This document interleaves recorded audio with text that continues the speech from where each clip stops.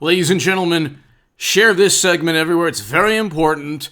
The Yahoo News article, in fact, numerous articles below, will be in the description section. The first one, Washington Post, Hillary Clinton, Trump is an illegitimate president.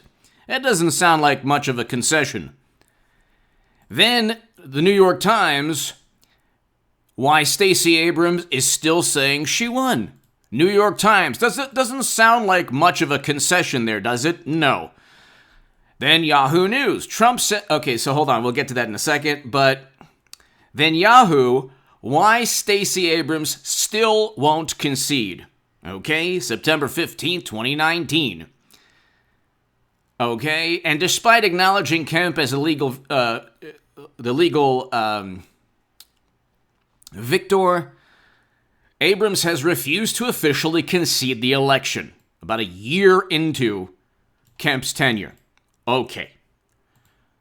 There are numerous examples, Stacey Abrams and Hillary Clinton being prime examples, primarily Stacey Abrams, who they did not, Democrats, when they don't concede, it's always because of intelligence operatives bolstering their viewpoint, or media saying they have a right to contest results, and like allegations, innuendo, accusations, hearsay, and gossip. And then you get stories like the Russian bounty story that never happened, like Trump clearing Lafayette Square that never happened, like the Steele dossier, which was full of things that never happened, which the story pertaining to the origins of you-know-what, which is now an acceptable discussion, whereas before they were saying it never happened. And so what actually never happened, or what should never have been, a reality, is that there was the notion of any suspicion was blasphemy pertaining to what Trump was talking about. So he's been proven right on a whole bunch of stories. In addition to the Washington Post retracting information saying, oh, yeah, sorry, we actually made up quotes pertaining to a phone call. There have been so many examples. I mean, years back, 3 CNN staffers were let go because of a false story, and CNN, the Washington Post, and the New York Times easily have either retracted or have published stories. The power grid being hacked by Russia. I mean, we can go on.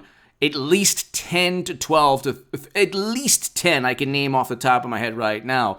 But there's probably close to 20 to 30 stories that were just completely false. And then you have hundreds that are just based on gossip. So you have, like, for example, the Atlantic article saying that Trump disparaged fallen Americans. There's not a shred of evidence that he ever did that. And it's not even part of Trump's character or his personality. Democrats think he's like, the worst person that's ever existed. So they think he's capable of anything, which is why they had to try to get his tax returns, and yet they have the holy grail of Trump corruption, criminality. They found it nothing still. Crossfire Hurricane, the Mueller probe, but nothing.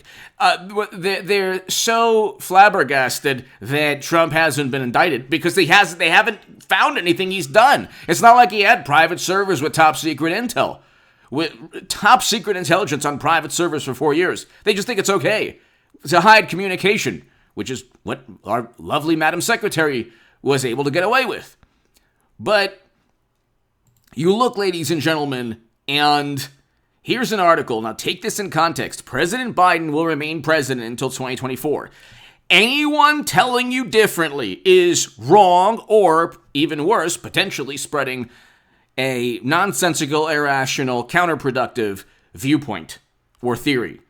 But Trump says he has not conceded November. This is the Washington Examiner, and it's also in Yahoo. And he was interviewed in a radio station, Real America Voice, or a news station, and President Donald Trump responds to the idea of him becoming Speaker of the House in 2022. Watch the rest of the interview today. And then he says, certainly I have a lot to talk about. I have a good relationship with Kevin McCarthy, and hopefully we will do everything traditionally. We were always known for free and fair. Okay. And so you can read the actual, or you can listen to the actual quote. "I never admitted defeat," Trump said during an interview with the Christian Broadcasting Network, adding, "No, I never, the word is concede, I have not conceded." Now, you have to understand what this means, okay? This does not mean that, he's returning tomorrow. It means we have to wait until 2024. Anyone telling you otherwise is 100% wrong. Ladies and gentlemen, I was right when I told you. This is not like a prediction or anything, which I was right about Clinton being defeated by Trump, and nobody on the left was saying that. But now I'm no longer on the left. Whatever. My point is, I'm right about big issues. A lot of really big issues. Maybe I'll go out on a limb and I'll be wrong. Here and there sometimes. Okay? Clinton running in 2020, Biden's the same person anyway, and she was actually a better candidate than Biden, which is hilarious. But, his charisma and his charm and his eloquence saved the day for Democrats, right? And yes. And so everything was above board. We don't have any widespread evidence of misconduct, Although Bernie Sanders was cheated by Debbie Wasserman Schultz and she was forced to resign in disgrace, and things were sloppy and messy in Georgia, but there was no evidence of widespread misconduct, and just a whole bunch of things. But everything was, uniformly above board. Now, there are recounts to ensure that the official number, according to Trump and Republicans, is actually accurate. Anyway, this is interesting. He's playing the same game that Democrats have played for 4 years. If you did not want this, Democrats, you shouldn't have created this political paradigm. The world we live in now was created. Okay, 26. I don't even watch documentaries that are done after 2016. I really don't. 2016, even books that are published, like nonfiction books. I'll go on Amazon and I'll look and I'll be like, okay, you know what? 2019, no. 2017, 2018, 2017 maybe, because the work was done in 2015 and 2016. But if it's like a documentary or a book or the world changed. Information changed.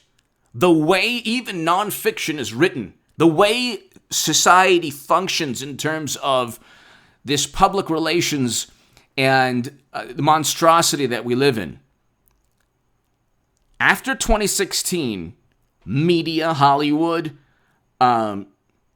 many elements of society will either never again be the same or have been very different or completely altered. There is an agenda, there is a objective, a public relations objective, very oftentimes linked to the Democratic Party in some way, shape, or form on a great many things. Trump Russia being an example. Okay? There was not a shred of evidence. You have to be a complete imbecile and buffoon to think that Trump worked with Russian intelligence officials because Brennan and Clapper told you so. Because they are so knowledgeable, they had a high to moderate confidence assessment. So he's playing a political game. That's all. And what he's doing is he's saying, he said Trump does not trust the numbers. He is confirming and reaffirming or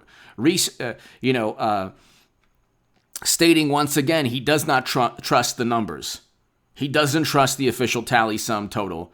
That's why Arizona and other states have conducted the recounts. Trump, Democrats love to spread distrust. They love to condemn and sow doubt when things don't go their way. When things go their way, the mere notion that their victory is tainted, whether it's Debbie Wasserman Schultz and the DN, no, Bernie Sanders wasn't cheated. You know how many articles I had to read when I was on the left? No, Bernie wasn't cheated. Oh, no, they didn't play favorites. And you can see in Iowa, they had an app that just miraculously didn't work. Anyway, He's playing a political game that he actually is honest about. In a way, he doesn't trust the numbers. Give me your thoughts. That's really all it amounts to. Give me your thoughts below. Hit subscribe right now. Thank you.